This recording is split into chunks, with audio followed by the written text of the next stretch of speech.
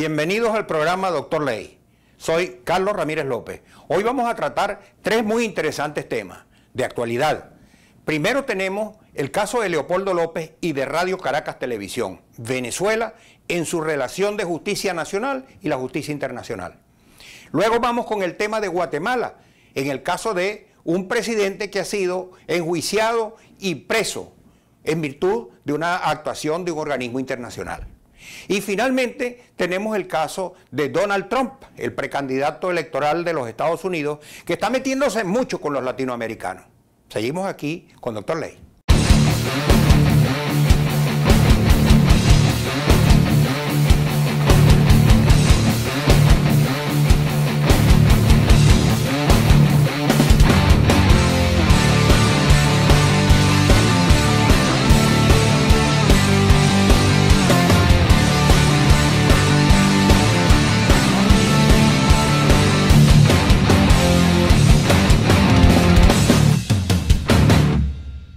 Vamos a tocar dos temas que se enlazan entre sí. Veamos, el caso de Leopoldo López, quien ha sido sometido a un proceso judicial que no es tal, porque no se ha hecho con reglas de derecho, se le han violado todas sus garantías de derecho a la defensa y se le ha condenado a casi 14 años de prisión por haber hecho un discurso. La Organización de las Naciones Unidas se ha ocupado del caso, le ha pedido al gobierno venezolano que libere a Leopoldo López, o que respete las garantías procesales necesarias para un juzgamiento. El gobierno venezolano ha hecho caso omiso a eso, anulando completamente la imparcialidad y la independencia del Poder Judicial. Y el otro caso es el de Radio Caracas Televisión, que el gobierno le quitó la concesión y se robó los equipos mediante abusivos actos sin legalidad alguna o simulando legalidad, y por lo cual se abrió un proceso judicial en la Corte Interamericana. El gobierno venezolano llevó sus abogados allá, hizo uso del derecho a la defensa, el proceso duró casi 7 años y terminó con una sentencia que le ordena al gobierno venezolano la devolución de los equipos y de la concesión. El gobierno venezolano ahora se niega y dice que eso viola su soberanía. Es decir, el gobierno venezolano viola las disposiciones de derecho interno y viola las disposiciones de derecho internacional. Es un gobierno forajido. ¿Qué sentido tiene entonces que el mundo acoja en los organismos multilaterales un gobierno como el venezolano, que no respeta legalidad alguna? ¿Y qué sentido tiene para los ciudadanos tener confianza o esperanza en un procedimiento judicial internacional cuando sus sentencias no son acatadas? Son las sentencias internacionales, como un perro que no tiene dientes. Ladra, pero no muerde. Vamos a hablar del caso de Guatemala, en donde se está produciendo una experiencia increíble en la lucha contra la corrupción. En el año 2007, el gobierno de aquel país le pidió a la Organización de las Naciones Unidas la organización de un aparato, de un organismo de naturaleza policial, de investigación, que interviniera dentro de Guatemala persiguiendo los casos de corrupción. Lo pidió el gobierno de Guatemala con la aquiescencia de sus organismos internos, de la Corte Constitucional, del Parlamento, y la Organización de las Naciones Unidas prestó su colaboración. Ese organismo, que está desde 2007 en Guatemala, ha perseguido actos de corrupción, pero este ha sido el más prominente.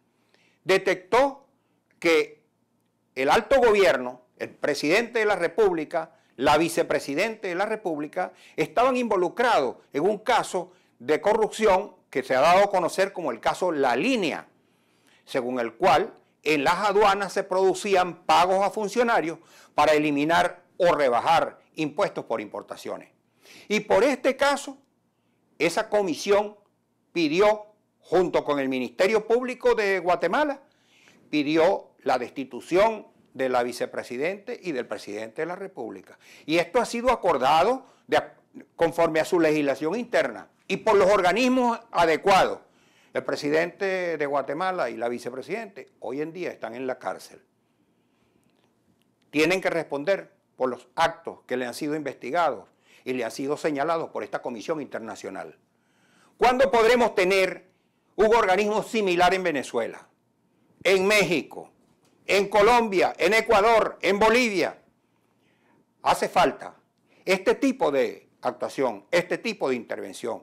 Pero por supuesto, hace falta un gobierno lo suficientemente serio y honesto que lo pida ante la Organización de las Naciones Unidas, para que en verdad podamos librarnos de ese desastre que en nuestros países ha ocurrido y sigue ocurriendo, el desastre de la corrupción.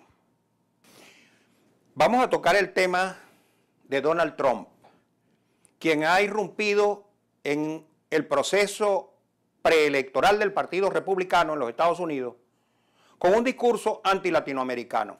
Está prometiendo unas barbaridades como expulsar de los Estados Unidos a 11 millones de latinoamericanos sin papeles. Está prometiendo hacer un muro que separe los Estados Unidos de México. Es, según él se está vendiendo, el americano puro.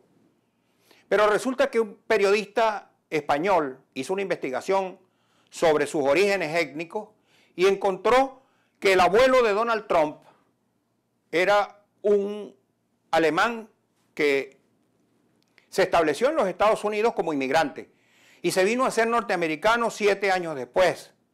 Y ese señor, ese abuelo, se llamaba Frederick Trump, que suena muy alemán, y para no sonar tan alemán se cambió el apellido por Trump. Ese señor, ese abuelo, se casó también con otra emigrante y tuvieron un hijo que es el padre de Donald Trump. Ese padre de Donald Trump se casó con una inmigrante también, de manera que Donald Trump es nieto y es hijo de inmigrantes. Y sus dos esposas son inmigrantes. Donald Trump está generando una especie de odio racial contra los latinoamericanos. Y eso es preocupante. Quiera Dios que los norteamericanos no acompañen esa locura de Donald Trump. Ojalá que siga privando el buen sentido de la receptividad de los norteamericanos para los extranjeros que llegan al país a hacerse norteamericanos, a cumplir con sus leyes, a producir y generar condiciones de vida, de trabajo, de justicia, de libertad que en nuestros países no tenemos. Hasta aquí el programa de hoy.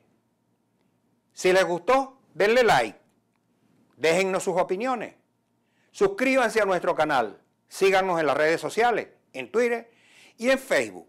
Se despide de ustedes Carlos Ramírez López.